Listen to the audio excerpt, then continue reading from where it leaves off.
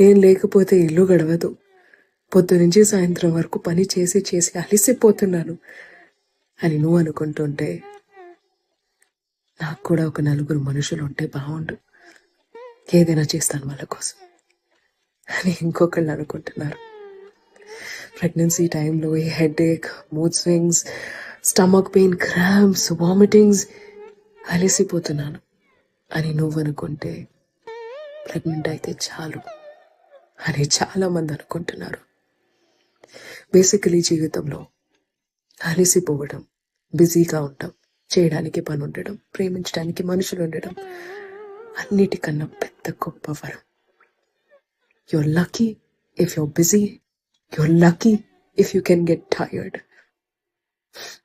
And I hope you get tired every single day.